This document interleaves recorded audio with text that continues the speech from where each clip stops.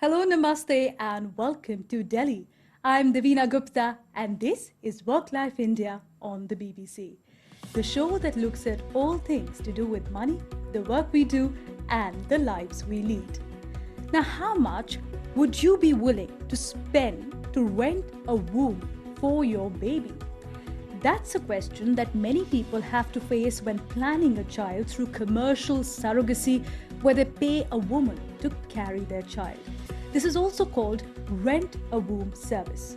In India, the entire process could cost up to $30,000. That's actually much cheaper than many other countries where this process is legal.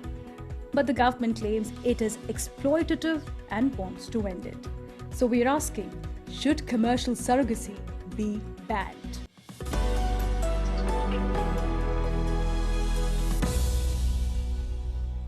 Commercial surrogacy is a multi-million-dollar industry in India. A United Nations-backed study in 2012 puts the size of the industry at more than $400 million. Rough estimates show nearly 2,000 babies are born through surrogacy every year. In 2015, India put a stop to commercial surrogacy for foreigners.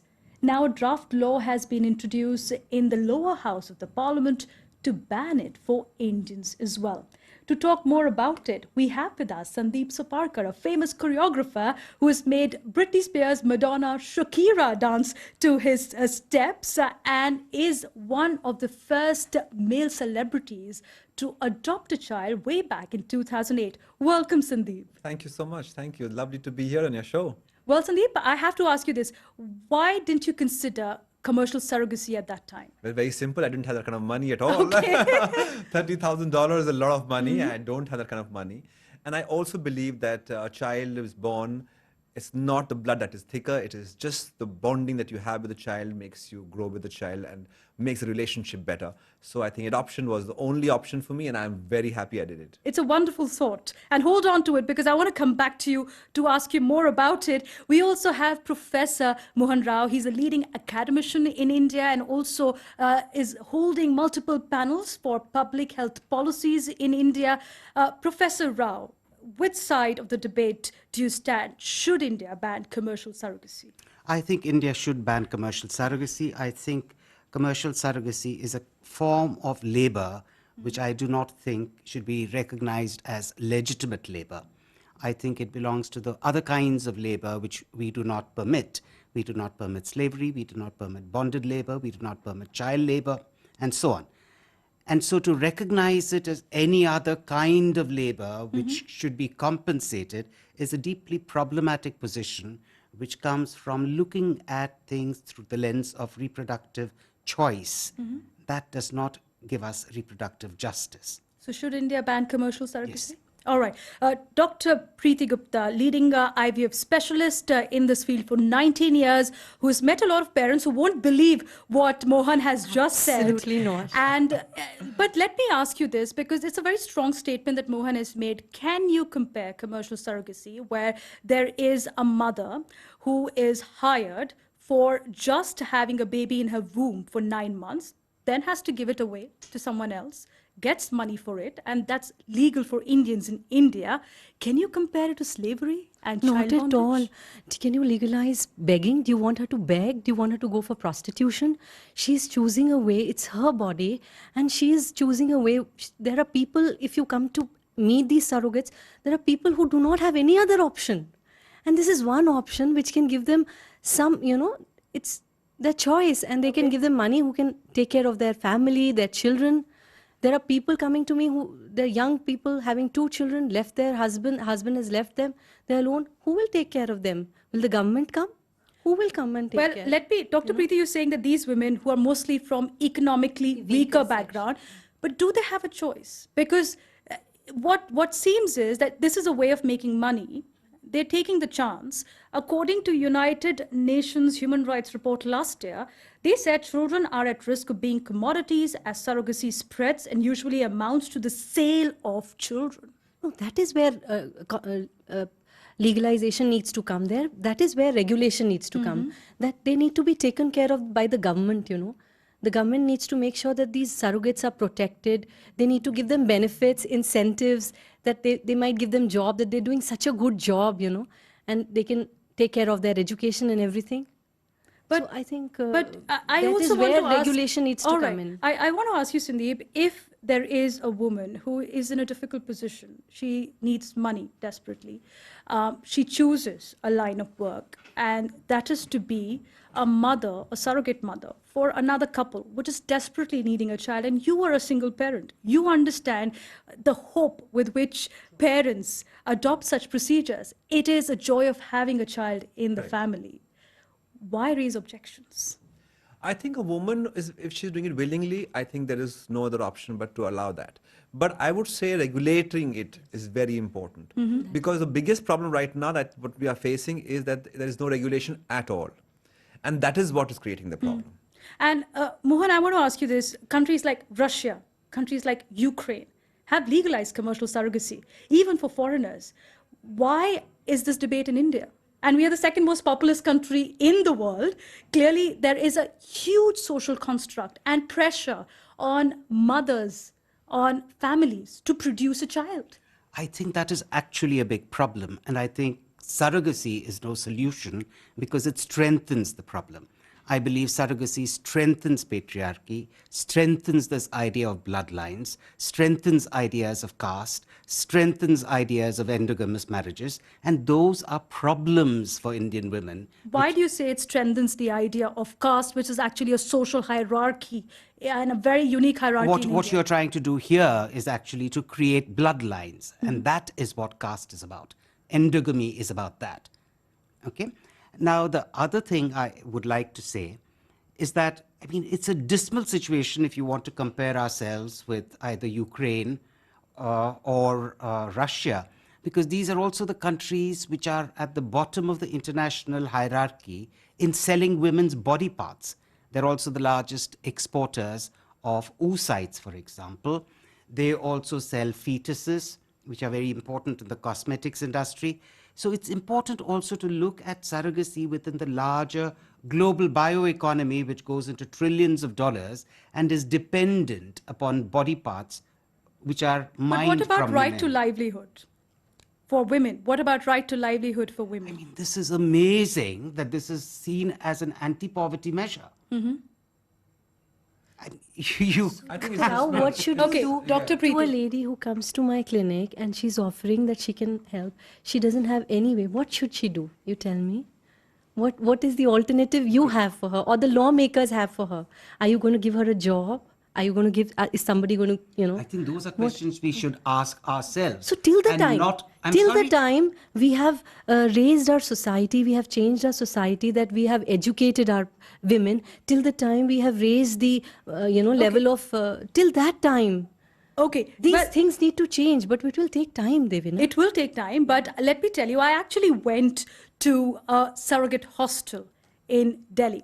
And when I spoke to women there, one thing which was very clear is, look, we don't have any other option right now. We want respectable jobs, which are not available for us. Yes, absolutely. And we want dignity of labor, which is not there. There are not enough options for women to work. After all, India just has 27% women in their workforce. and it's coming down. Women's workforce participation rates are coming down. They've shrunk sharply in the last Yes, 20 Mohan. years. Yes, Mohan. But I want to take our audience through the entire report that we have done for commercial surrogate women, because we need to hear from them, because it's easy to judge at this table and talk about it without looking at the reality on the ground. Let's now hear from the surrogate mothers who offer their wombs for other people's babies, get money for it.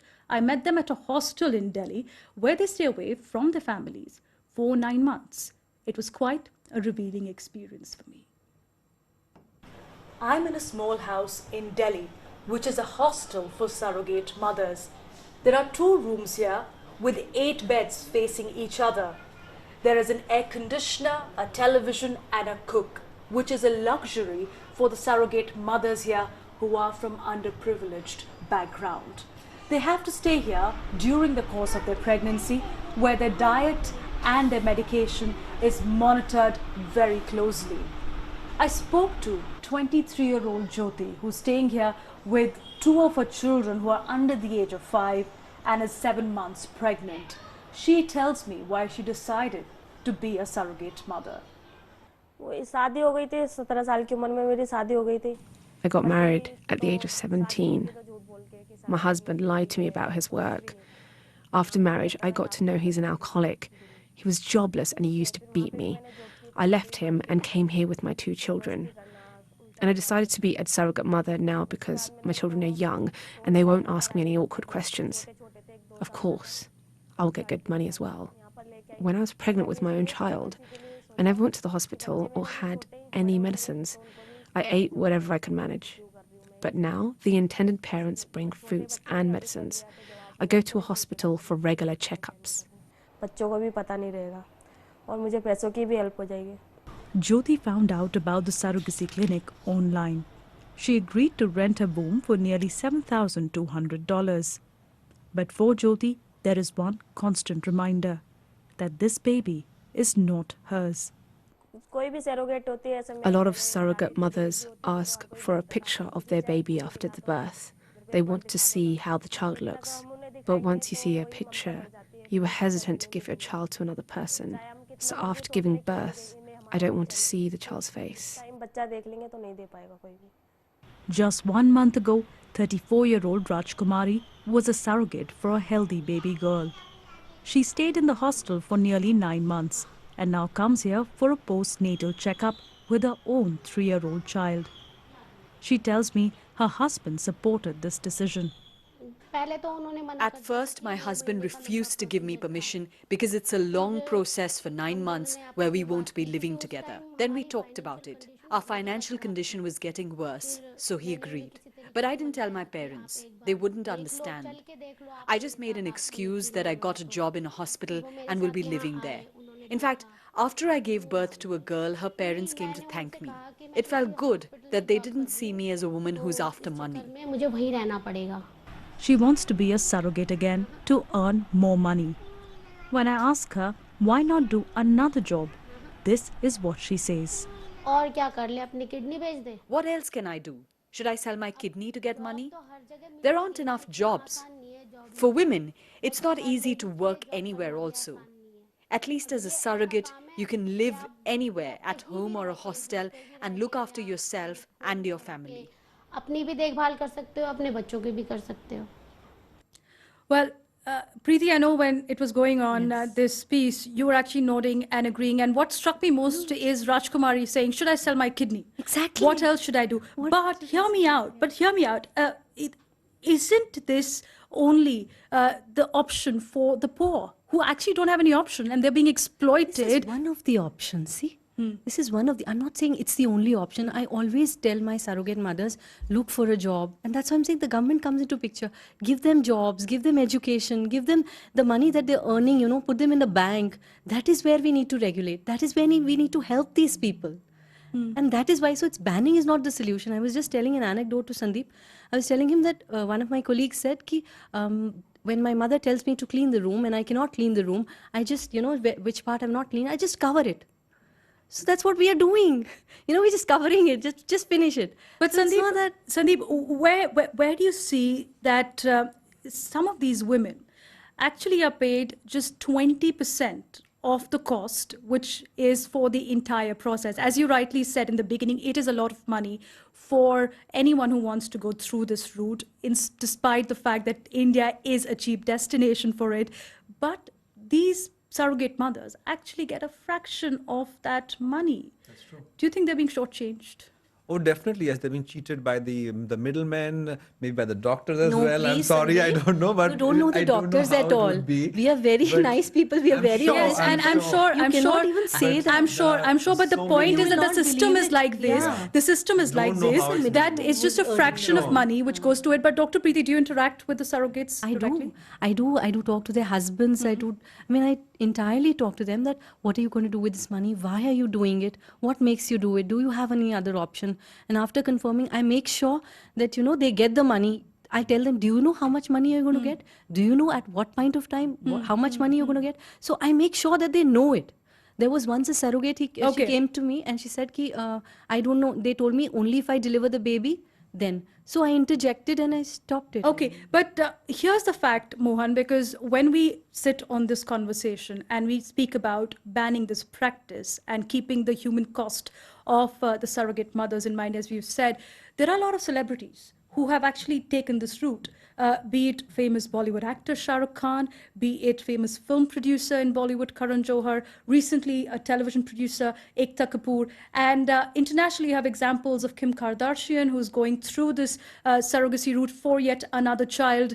When you see these trends where celebrities are openly talking about surrogacy, India is looking at a change of mindset as well. Certainly, these are women who were earlier considered waste. They were sterilized. Those uteruses would only dragged the nation down.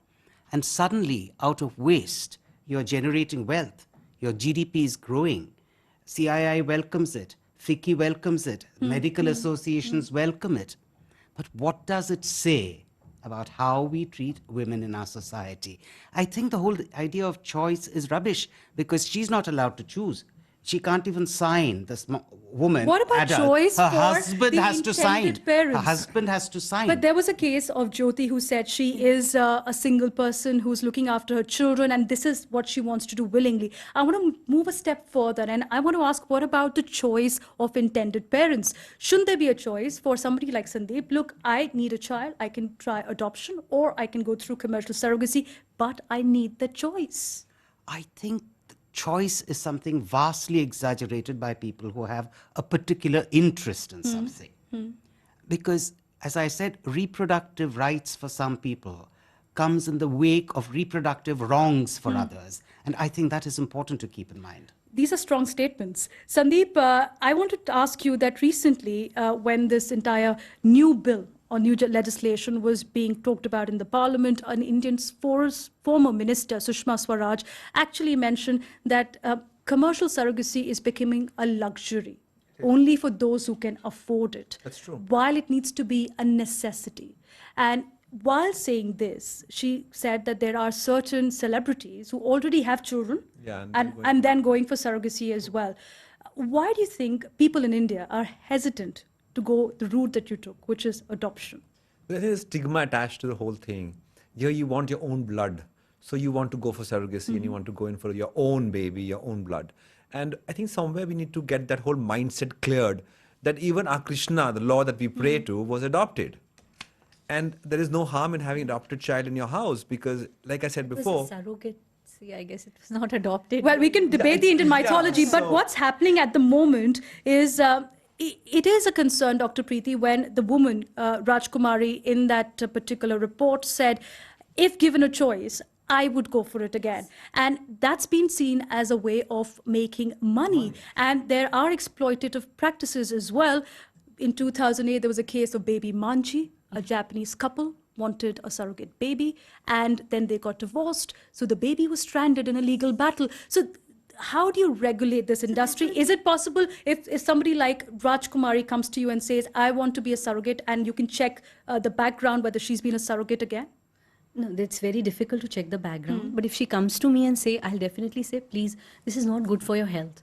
So that's where I'm saying the regulations need to come and they need to sort it out that, you know, for the benefit of the ladies only. So we are not exploiting How do you our regulate ladies. it? Because in India, how many times can a person be a surrogate? Once is ideal. But the new bill says the certificate of essentiality and eligibility, which should be there, that she's eligible to be a mother. And it is essential for the couple who is commissioning that they actually need it. A celebrity couple who already has 2 children, I don't think surrogacy would be valid for them. Talking about the new bill, because I do see that there are a lot of contentious points in that bill. And Mohan, I want to take this question with you. The new bill actually says only infertile couples who are married for 5 years can opt for ethical surrogacy, which they have defined. Only a close relative who's also been married and has a child between the age of 25 to 35 years can be approached for this process. Now, how is it possible to have all these conditions met and also monitored? I think I personally want would argue that there should be a commercial surrogacy should be banned. If it is not banned, if it is to be allowed to heterosexual couples, I think it should be open to other kinds of couples as well. It should be open to LGBTQ couples. Why not? If you're allowing some, why should you privilege heterosexual couples? I think there's a profound problems with the idea of altruistic surrogacy because of the position of women in Indian society and Indian families. They're as much would be coerced into being altruistic surrogates, and the idea of economic coercion might not be the only one. Dr. Preeti, could it lead to a situation of an underground surrogacy market? Yes. And how willing I'd like would to be answer your women? previous question. Yeah, would be women be in families to actually have baby of their close relative? It's very difficult. We don't find any. I hardly find a couple who has a close relative, number one. Number two, the other challenges with this is that the child who is born out of it will always be, they'll be in a close family. Now here is the situation where, the surrogate has gone, so nobody knows it, and the child also does. But here the child will always be there. She's my mother, who's the mother? And the inheritance right, and that will, I think, further complicate the issue. So one thing, it is very difficult because you hardly have any relative of yours who's willing to rent a womb because it's a very difficult process. Giving birth is not easy. And second is the other challenges that I mentioned. That So will there be an underground market? Because close relative definitely. could be anybody. Anything and can it's a gray happen. area. Yeah, It is a gray area. But By so- the same yes, go ahead, logic, Mohan. you should not then ban sales of kidneys. By the same logic. But organ donation is altruistic in India. Yes. And you do not ask for money for in exchange of a So kidney. so that's what I'm saying. So if you say no ban on commercial surrogacy, by what logic are you saying that a ban on kidney sales is all right? Dr. See, Preeti, do kidney you? is removing the part of your body. Here you are not removing the part of your body. It's just renting it for the help of other couple. So you're not removing it. And if this debate continues, Sandip, and if this law is passed, given all the limitations that we've just talked about, do you think there could be more couples looking for adoption Oh, then? definitely yes. If 2,000 surrogate babies are being born, I think at least 1,000 will be the case because they might not go for surrogacy. So at least 1,000 babies more would be adopted. Right now, as per the surveys, about almost 3,000 children approximately over the year that they're getting adopted. Here we've had some more coming in. So I think it'll be better because we already have so many children. 370,000 who looking for are looking for homes. care and homes. There is, however, a criticism and a lot of hesitation, Dr. Preeti, which we were talking about earlier, from parents who say that, look, we want that bond with a child. We want a child whom we can be able to see ourselves in.